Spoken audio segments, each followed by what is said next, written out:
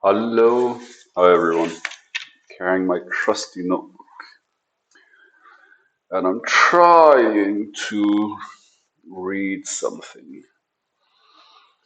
I have a note here. It's sticking out, it's like kind of like cornered between two blue colored pens. Passive intention versus active intention. And I write down a note. It's audiobooks versus like real books. I had this conversation, I think, a couple of videos back, 7 videos back, maybe. I don't know.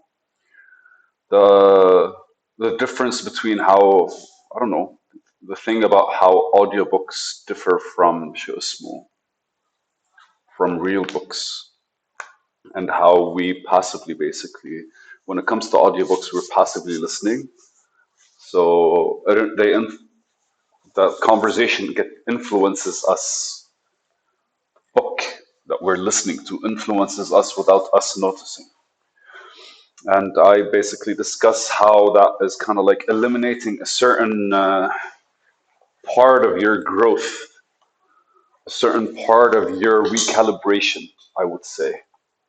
I also discuss how I figured out that books have a profound effect on you when I was reading Dostoevsky and Albert Camus, a French existentialist, because it took me like a while to get over those books and to kind of like get in terms with myself and get back to kind of like thinking the way I normally would in the day. Not thinking, but just not really being that.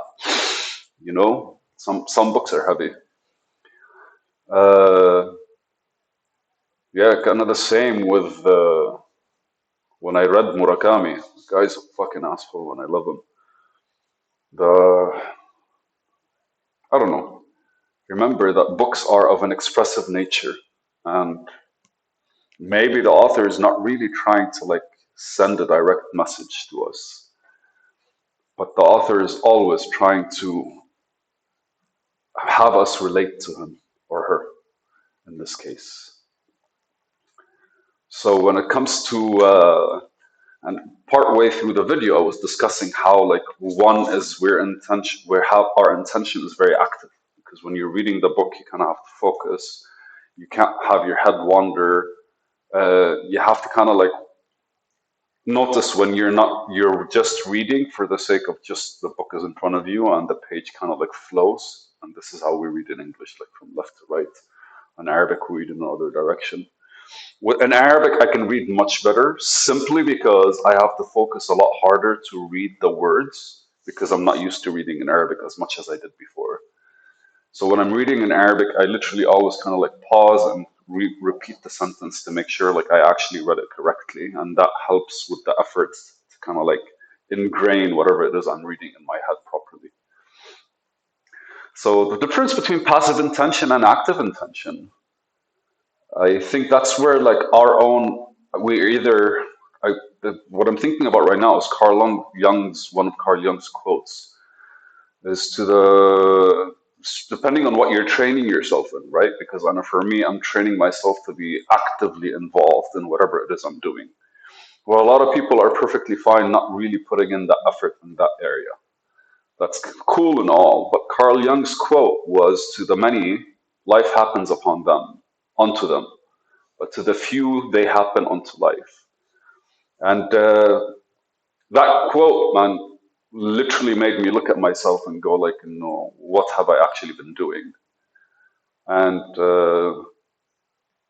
I can't remember the first time I read it, dude. I don't know, maybe 2019.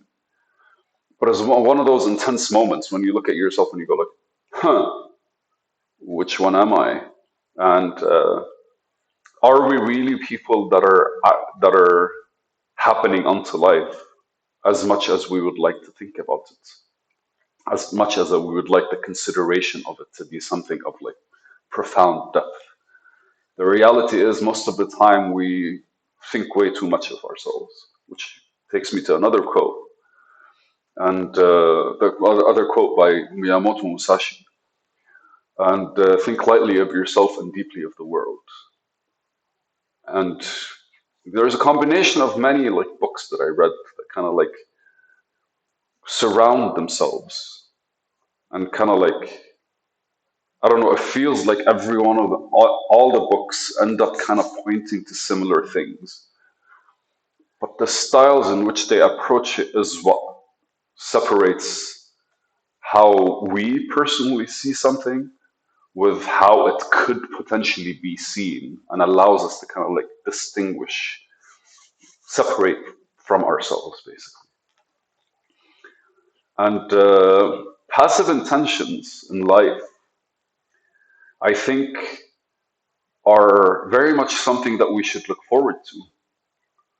But I don't think we can be passively intentional unless we're fully in charge of how we are. I don't think we could be passively intentional when everything around us is still not, I want to say architected. Architected? Yes, architected. I don't know if that's a word. But when everything around us is architected the way we would actually like do things, then yeah, you could actually be passive. And what do I mean by that? You could be very passive when it comes to like family, maybe. I'm not sure. But when it comes to people you trust, you don't mind being passively intentional. Because passively intentional means following and absorbing at the same time. Whilst actively intentional means you are leading your own basically self with the intention. It doesn't necessarily mean you're a leader and it doesn't necessarily mean you're a follower, but it means you're very much fully present with whatever it is that's happening around you. Such activity or such activeness always represents how you yourself view yourself in the situation. It really reflects on you. And whatever your surrounding is, most of the time, being passive about it is going to sway you in a direction. And what are the chances that it's a direction that's just that you want to go, want to go in? Given that most of our days are literally, well, again, like if we're if we create a certain like objective towards something, then whether we like to admit it or not, most of our days start becoming designed towards it, start becoming like influenced by its existence in our head, and our movement towards it becomes inevitable. That's why when people are kind of like having those bad thoughts, it's unavoidable for them to kind of like, unless they're active about negotiating with these thoughts and kind of like engaging with them in a way that allows them to kind of like fulfill their purpose as thoughts and kind of like leave our existence or just kind of like go and find places to kind of like coexist with other thoughts instead of like being prominent in our heads versus when we're actually like passively allowing things to happen around us, then ultimately most of the things that are in our head are not really our choice. And so I don't know, the situations where we could be passively intentional really needs to be a situation that we create from scratch. So kind of as the cream of the crop when you, and maybe that's what the Tao Te Ching talks about, like the flow of life, right? And of course you want to trust the flow of life, but what's the difference between a dead leaf on the river where the current is going and the leaf is just following the current versus a fish?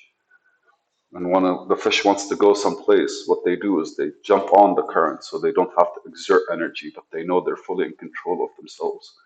So when the time comes and they reach their destination, they go out of the current, or else the flow keeps taking them.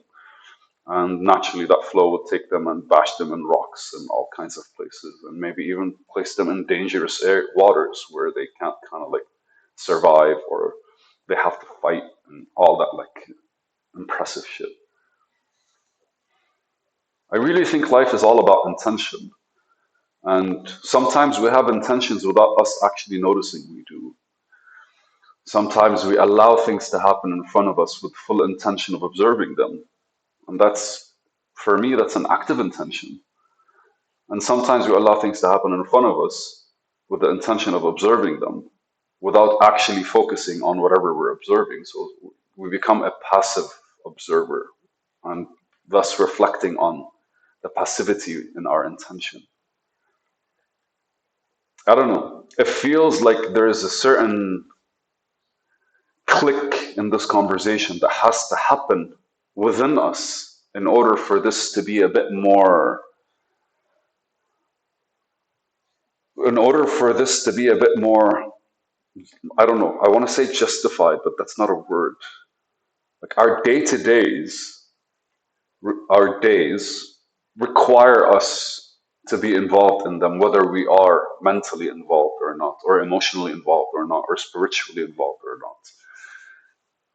And any type of involvement really is what we decide to do about it and how we decide to do it. So it doesn't just, what matters is not just what we do, it really is how we do it.